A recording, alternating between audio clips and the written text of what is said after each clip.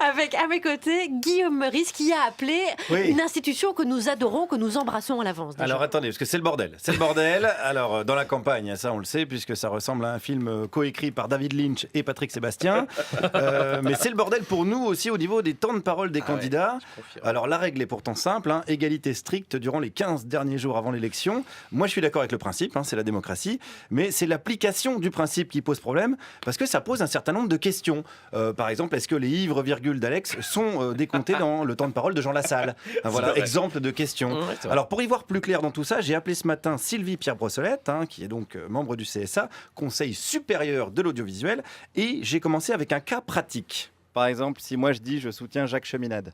C'est du temps de soutien pour Jacques Cheminade. Donc à partir de maintenant, mon temps de parole est décompté de celui de Jacques Cheminade. Absolument. Ouais, enfin je sais pas si je suis un bon soutien pour Jacques Cheminade.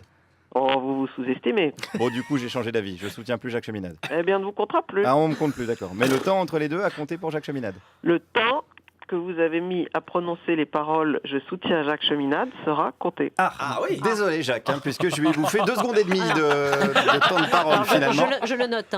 2 secondes et demie pour Jacques Cheminade. Je suis désolé, Jacques. Je sais que tu n'avais pas besoin de ça en ce moment. Mais bon, il est soutenu par les Martiens. Il va se remettre. Alors, bon, attention, cependant, je dis Martiens, mais il faut qu'on pige les Martiens. Si on ne comprend pas, c'est compliqué. Je parlais de Jean Lassalle tout à l'heure. Bon, d'ailleurs, voilà, c'était ma deuxième question. Si on ne comprend pas ce que dit le candidat, est-ce que c'est décompté de son temps de parole quand même? Certains le comprennent, j'en suis sûr. Certains comprennent Jean Lassalle? Oh, sûrement, il a beaucoup d'amis qui le comprennent très bien. Quoi qu'il dise, c'est décompté de son temps de parole. Quoi qu'il dise, c'est mis sur son compte de temps de parole. Voilà, alors je vous rappelle que dans ma chronique de la semaine dernière, il avait imité le veau qui tête. Exact. Pendant 10 secondes, donc le CSA a noté veau qui tête, Jean Lassalle, 10 secondes. On salue les gens du CSA quand même qui rentrent chez eux le soir. Qu'est-ce que t'as fait de ta journée, maman? Eh ben j'ai décompté le temps de parole de Jean Lassalle qui imite un veau qui tête. Super maman, regarde, je t'ai fait un collier de nouilles. Merci ma chérie, mais il faudra un collier de Prozac. Continuons avec Jean Lassalle. Tiens, c'est un bon exemple Jean Lassalle parce qu'on sait qu'il est très soutenu dans ses montagnes. Alors j'avais une question assez précise. C'est le groupe Les Bouquetins avec Jean Lassalle et qu'on les entend. Est-ce que c'est décompté du temps de parole de Jean Lassalle? Jusqu'ici, il n'y a que des êtres humains qui ont don de parole. Donc le temps de parole, ça vient généralement d'êtres humains. Vous pouvez aussi avoir un groupe d'amis qui s'appelle le groupe des Bouquetins. À ce moment-là, si vos amis qui s'appellent le groupe des Bouquetins s'expriment pour vous, c'est encore du temps de parole humain. Mais si c'est des humains qui s'appellent les Bouquetins et qui imitent des Bouquetins. Ah, ben ça, si c'est vraiment très bien imité des Bouquetins, ça n'est plus un temps de parole. Ah, mais si en langage Bouquetin, ils disent qu'ils soutiennent Jean Lassalle.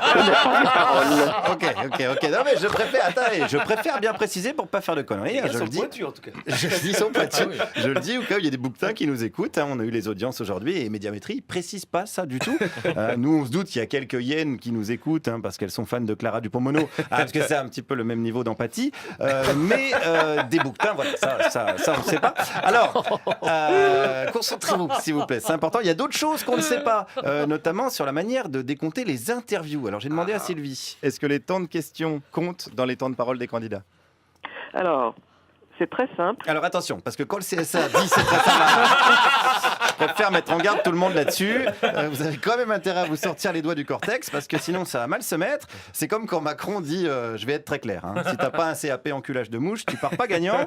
Alors, on s'accroche et on y va. On ne compte pas la première question dans une interview. Après, on compte le temps des questions, sauf si elles excèdent 30 secondes.